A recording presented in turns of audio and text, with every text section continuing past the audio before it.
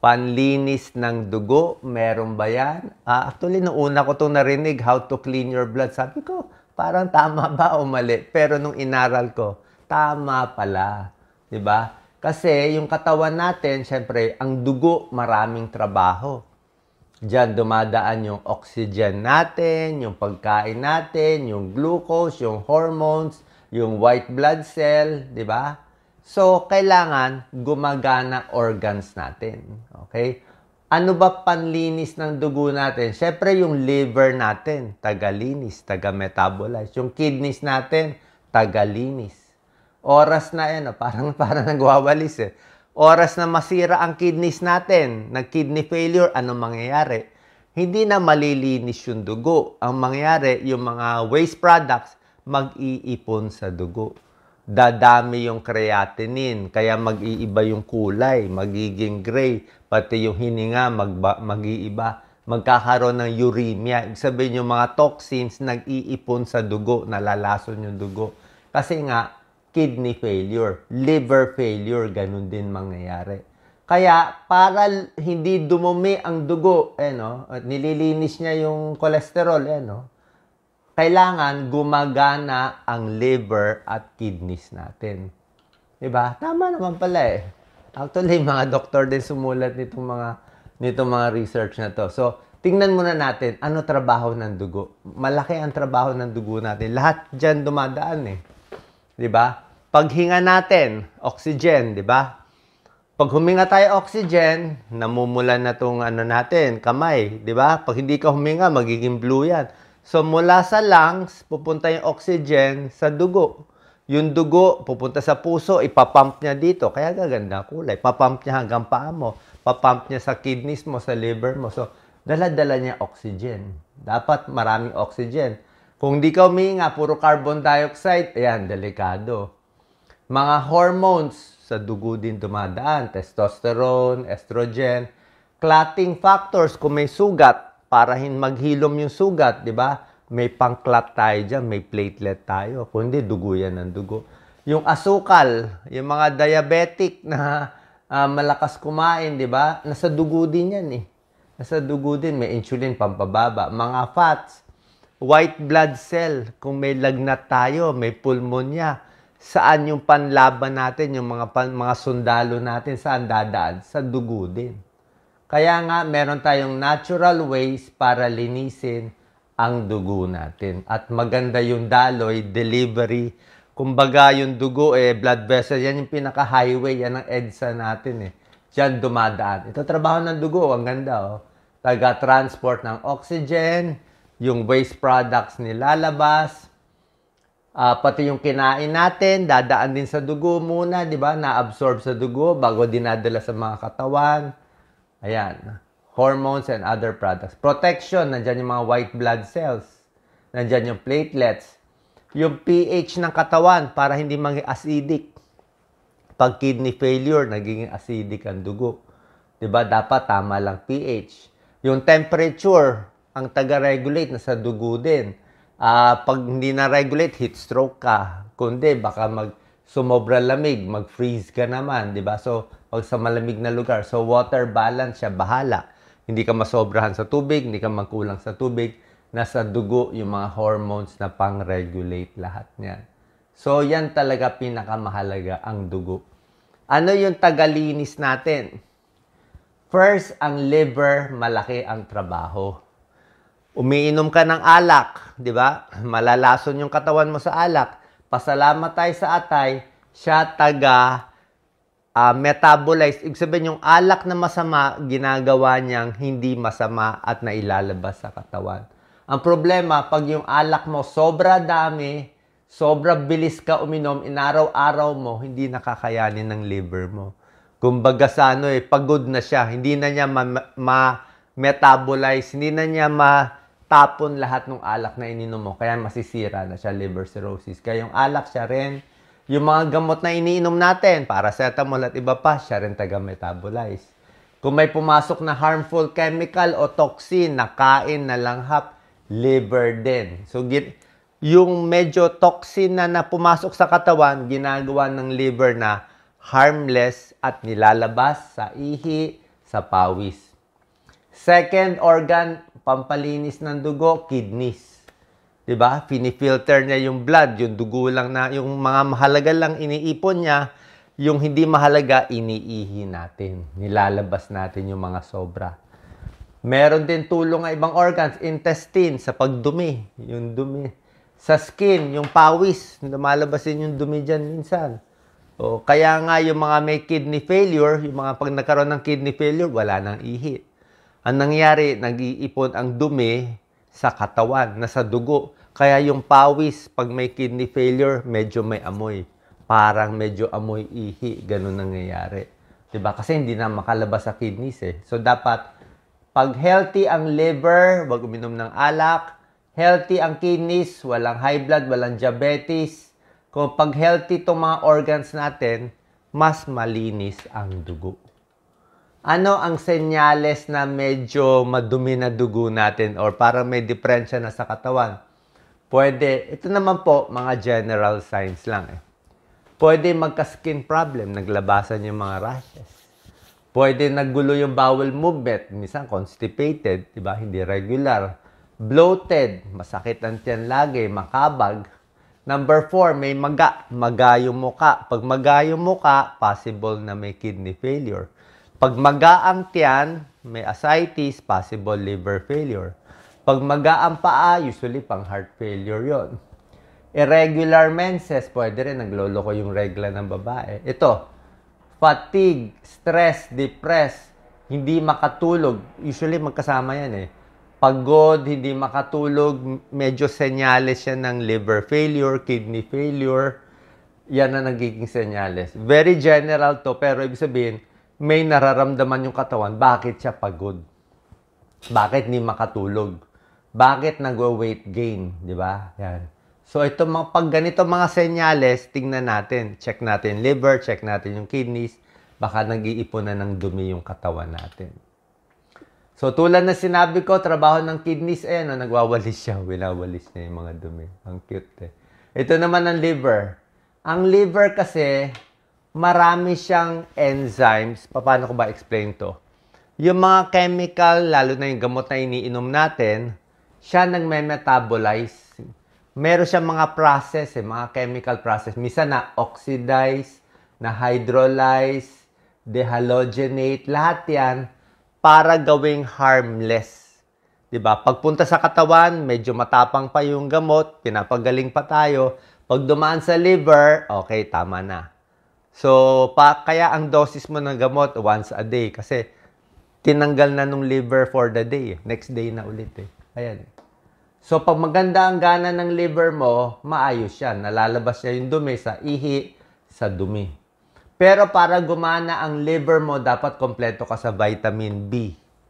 B2, B3, B6, B12. Kailangan kompleto ka folic acid, glutathione, flavonoids, at iba pa. Vitamin C, choline, glutamine. Lahat to kailangan ng liver para maganda function niya. Kaya dapat healthy foods papakita natin.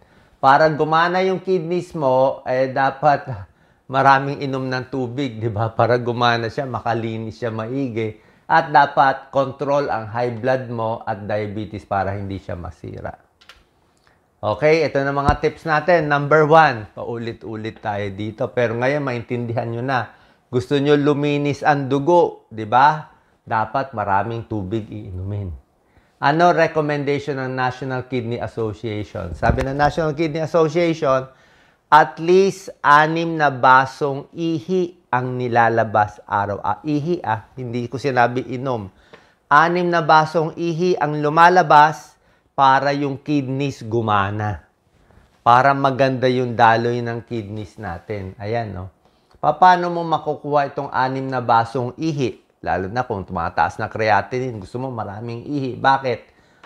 Hindi pwede 6 na basong tubig din iinumin mo. Kasi kung 6 na basong tubig lang, baka 4 na basong tubig, 4 na basong ihi lang lumalabas. So, kailangan more. Siguro mga 8 to 10 glasses of pwedeng water, pwedeng fluids, pwedeng kape, juice, kung buko, kung ano man gusto nyo. Pero mas maganda sana tubig. So, bakit pag 10 glasses inumin ko, ang lalabas sa akin mga 6 glasses of ihi lang? Paano? syempre lalabas sa pawis mo yung iba. Iba lalabas sa pawis mo, pati palad natin, pawis, sa laway natin. Iba ginagamit ng katawan natin, di ba? So, hindi lahat ng ininom lalabas sa ihi, yung iba sa pawis lumalabas. Yan.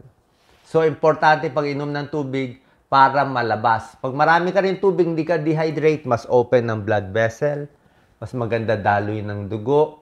At pag kulang ka sa tubig, dehydrated, kulang sa ihi, it can lead to kidney damage, kidney failure, and dialysis. Okay? Sana malinaw. Kaya kung gusto nyo 2-3 basong tubig lang sa isang araw, pwede mabuhay. Wag lang matsatsambahan na pag tumatanda na, mahina na kidneys. Pag kulang ka sa tubig, pwede ma-UTI, pwede ma-kidney stones. Diba? Lahat, ang dami ng problema. Cruciferous vegetable. Ito yung superfood na maraming antioxidant at anti-cancer pa siya. Broccoli, cauliflower, mga repolyo, napakaganda niyan. Okay? May konting pag-aaral, nakakaiwas sa kidney cancer. Good for the kidneys. Strawberry, napakaganda. And blueberry, puro very, very high in antioxidant. Blueberry lang, wala tayo dito. Mas mataas lang siya konti pa sa antioxidant compared to strawberry. Sa Baguio, medyo mura strawberry natin. Mataas sa antioxidant, makakatulong sa liver. May konting pag-aaral yan.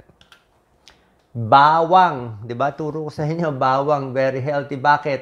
Para sa dugo yan eh. Pampaganda ng daloy ng ugat natin. Paano siya gaganda? Cholesterol, bababa sa bawang. Blood pressure, medyo may tulong konti sa bawang, di ba?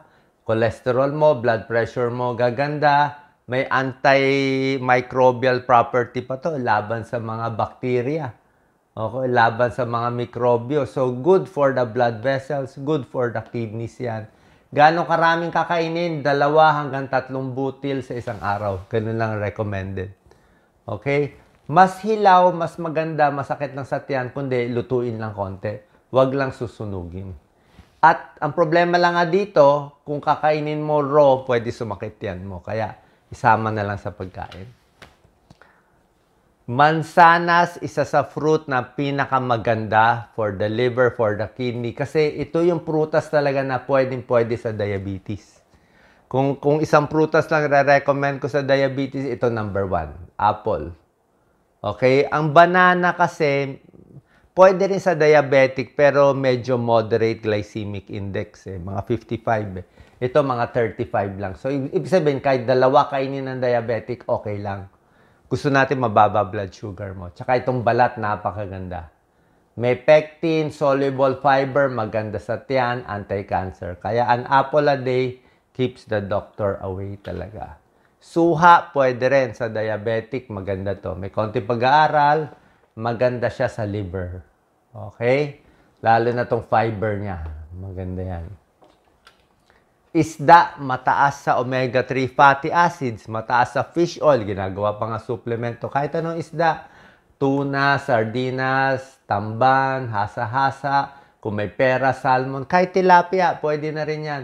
Omega-3 fatty acids yan. Anong benefit ng fish oil, omega-3 fatty acids? Pampaganda daloy ng dugo. Paano? Bababa triglyceride. Maganda sa blood pressure. Maganda sa cholesterol. Maganda sa tibok ng puso. Maganda to sa puso. 'Di ba? So, maganda yan sa katawan natin. Luya, pwede rin. Ginger. Ayan, pampababa ng blood sugar. May konting pag-aaral, good for non-alcoholic fatty liver disease.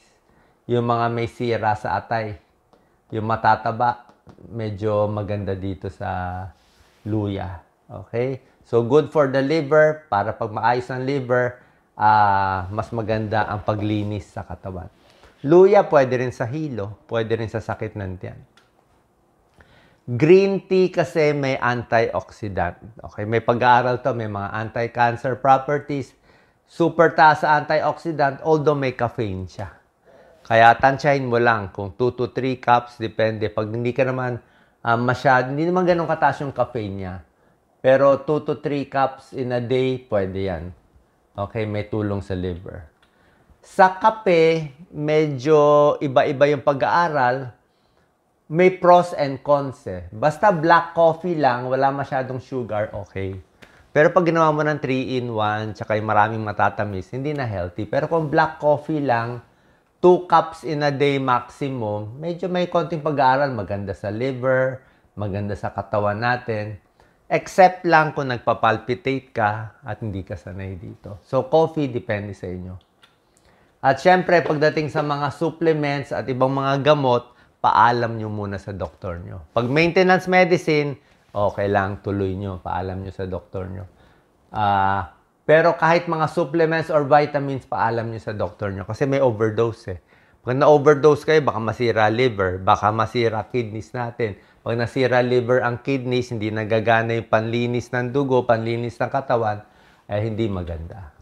Other ways to clean your body, bawas sugar intake, paramihan ng inom ng tubig. Sinabi ko nga, 8 to 10 glasses of fluid or water, tigil alak, healthy food na mga tinuturo natin, iwas sa mga fast food, junk food, mga alak, green tea, exercise. Number 6, syempre, mas nag-exercise, mas maganda daloy ng dugo. Mas maganda daloy ng dugo, gaganda daloy ng dugo sa liver, sa kidney, sa utak, sa puso. Pag maganda yung utak at puso mo, di mas maganda. Puso, napakalaga. Pag maganda pumping ng puso, maganda yung supply ng dugo sa buong katawan. Ang puso ang pinaka-water pump. Baga sa tubig nyo sa bahay. Pag malakas ang water pump nyo, may tubig kayo buong bahay. Pag malakas ang puso mo, kompleto ang tubig sa buong katawan. Pag na heart failure, mahina ang puso, alam ko po yan bilang cardiologist, kung mahina na ang puso, mahina ang pumping, mahina daloy, kaya namumutla. Okay? Bawas stress at tamang tulog. Sana po nakatulong to para maging malinis at healthy ang ating katawan. God bless po.